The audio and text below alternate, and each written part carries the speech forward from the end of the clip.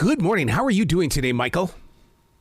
Good. How are you? Fantastic. What an amazing book. There's happiness in this book because you're just constantly learning new things. And I swear that makes the body happy.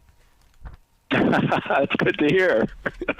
One of the things about this book is that it's like these are it's like it puts the book into the hands of young adults and children in the way that don't go to Google. We've got some answers here, and that's what I love about it. Especially when you're talking about things like dragon's blood being a cure. My God, let's start it off there. Well, that was one ingredient in a potion called St. Paul's potion, which was said to cure several illnesses, including an upset stomach.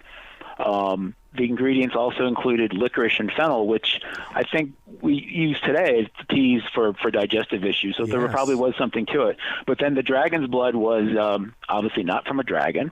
It was red resin from a tree that came from some parts of Africa. But the potion also did include real blood from a cormorant. So when you drank that potion, you were getting quite a mixture of things.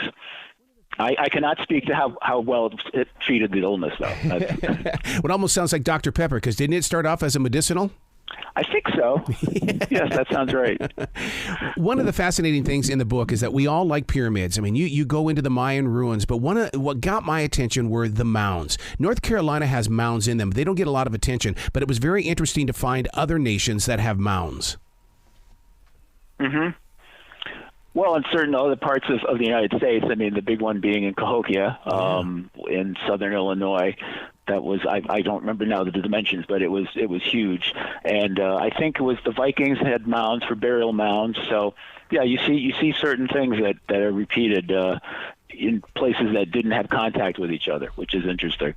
You turn it into fun, turning history into fun. How is it that you're able to do that? I mean, do you sit around in conferences and go, okay, how can we make that fun, or is it? I mean, because it's just so naturally absorbing.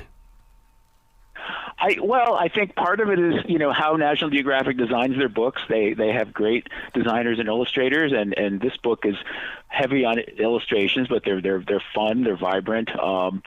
And then we have the text, broken up into different pieces, so it doesn't feel kind of overwhelming. Yep. And then within the text, my editors, kind of give me free rein to use puns and jokes and make allusions to things that, maybe aren't really directly related to the Middle Ages, but you hear a word and it makes you think of something that's contemporary, and you play around with that. And I hope that kids get a lot of those things, but I think any parents or grandparents who might be reading along with their kids will hopefully get some of those word plays that go over the head of a 8 or 9 year old. So it'll be entertaining for them as well. Well, you're definitely in touch with those young adult readers, because when you've got things in here, spotlight on the legends of the lore, they love folklore, and you have really, brought them closer to the stories.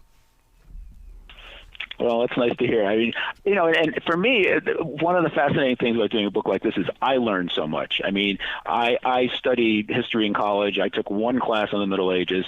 I didn't know probably 90% of the things in here.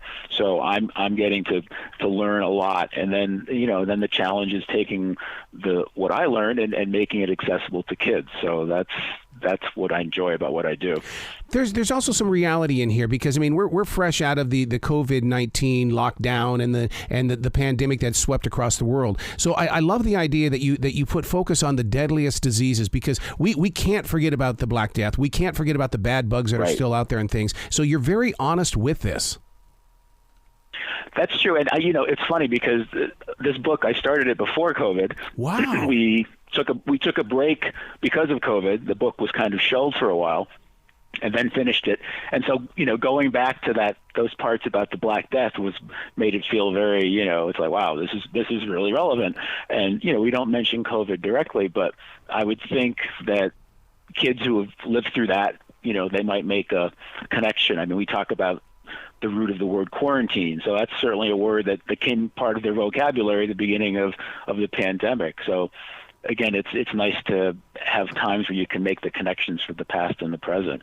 And, you can't avoid some of the darker things. I mean, obviously warfare, and religious conflict. I mean, that was all part of that historic period too. So we just try to treat that stuff respectfully, and maybe you don't have as many jokes about some of the serious things, but I think you can still make it interesting for the kids.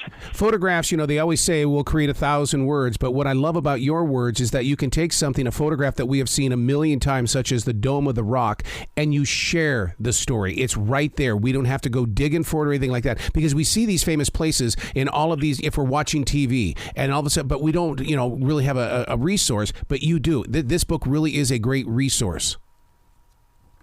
Yeah, and again, the fact that National Geographic just has access to so many wonderful images, and I didn't tell them get an image of this or that, but their photo researchers know, like, okay, this is going to be the best way to illustrate that. And obviously with something like the Dome of the Rock or other buildings, it's a pretty obvious choice, but they had some really just excellent selection of photos to illustrate the words. So I'm very lucky to be working with them. In a very creative way, are you not introducing the Middle Ages to the preteens as well as the younger ones? Because it's to them it's like, okay, well, 1980 was 40 years ago, but this book really does help you dive into a time in history that we should never forget.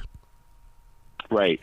No, I hope that's certainly the intent, and again, I think that trying as many times as possible to make connections from the past to today. Like we have a spread about inventions from the Song dynasty, and those are things that were invented then that we still use: paper money, gunpowder, magnetic compass. So it's trying to let them see that things aren't in isolation. There's connections that we got where we are today because of what happened in the past. And that's the thing that's always fascinated me, and that's what I hope I stir some interest in kids about that. Oh, you do, and if anything, it starts a conversation with the adult, and then they sit down with their little ones and say, "You're not going to believe what I just found in this book." Because when you see a parent laughing or giggling about a story, the kids always want to know more. Tell me, what are you looking at? And what it does, it serves as an invitation. Yep. Yeah, I hope that's how it works, definitely. How did you put all of this together into one? Because the illustrations, the pictures, everything. This had to have been a chore, but at the same time, you got it feels like you had a great time putting it together. I did. And again, as far as the illustrations, that's really out of my hands. I might make suggestions for a spread, let's have a map of this or picture this, but then it's really up to the photo researchers and the designers to execute it. For me, the interesting part was doing an outline, doing the basic research, figuring out what are the topics we should include, how best to organize them, and then filling in the details by doing more research. And the process, like I said, we started this in 2019, I believe, and it's even without COVID, it's a long process. It takes a couple of years to do a book like this, and that's because there's my part with the research and writing, there's the editing, there's the fact checking, and then there's all the illustration design element. It's a big process, a very collaborative effort. Feathers have always been a major part of my spiritual life in the way that there's a life after the bird has it, and that because people will laugh about it, they'll find it on a forest floor. But to read about feathers that are filled with gold, this is awesome. It shows how important that quill really is after the bird. And one of the other things that I always find interesting is how the feathers were traded as, like parrot feathers were traded as valuable goods, and that to show how there was the interaction of different cultures. In the desert Southwest, the United States, there aren't any parrots, but yet they find parrot feathers. So obviously they were trading with people much farther south, and I just always am fascinated by the way the people of different cultures and areas intermingled through trade, and not only goods were traded but also ideas and then inventions. It's I think that this era helps us see that globalization is not necessarily a new concept. It has its roots back in this period. That would be so fun in the way that, trading feathers as a monetary thing, because, macaw feather, it buys this, but where a blue crown conure feather will get this, or an eagle's feather. It's like, whoa, hey, we're talking about something here. Now, we all know that the knights in shining armor are some of the greatest stories of all time, but to dive into this inside this book where you're showing us what to wear to war. Yeah, it's and the evolution. You go from like leather armor to chainmail, and to the solid metal, and then we have a spread where we look at the same thing with the samurai in Japan. Yes, where they have very particular outfits, and of course helmets being very important because. You got to protect your eyes and your brain, and so it was interesting. Again, obviously I was more familiar with the medieval knights garb than the samurai, so that's where I had to do a little bit more research. But it's and in a way it's, I don't know, a little sad that warfare is such a big part of this history, but it is, and so you just address it, and I think, especially for young boys, I think they kind of gravitate towards that anyways. Oh yeah, and as a martial artist, I'm sitting here looking at the warfare, and I don't want to call it costume, but what they had to wear to war, and it's like, as a martial artist, I couldn't wear that. I couldn't move the way that I was trained to move in something like that. Right.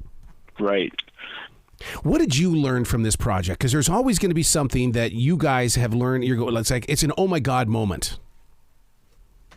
Well, getting it down to granular level, just some of the facts were really fascinating. This is one that I've had no idea about. So there was a Danish king named Harold, like 9th or 10th century. He unified the Danes, brought Christianity to them. He was known for having a diseased tooth that was kind of bluish black, and so he got the nickname Harold Bluetooth. Well, centuries later, there's an engineer working on a device or a process to connect our phones and laptops and all these devices wirelessly. And he reads about Harold and sees that he was a unifier. He's like, well, my device is unifying, so we get the Bluetooth that we use on our computers and phones. Wow. Michael, you got to come back to this show anytime in the future. The door is always going to be open for you. Oh, I appreciate that. That's great. Excellent. Thank you so much for this book. Where can they go to find out more about the book and to find out more about what National Geo is doing for kids? I think, National Geographic Kids has a website, so that would be one place to go. You can find the book at any online retailer. And if you want to know more about my books in particular, it's michaelburgan.net, and that's Burgan. I love it. Well, you be brilliant today, okay, sir? Oh, thanks. You too.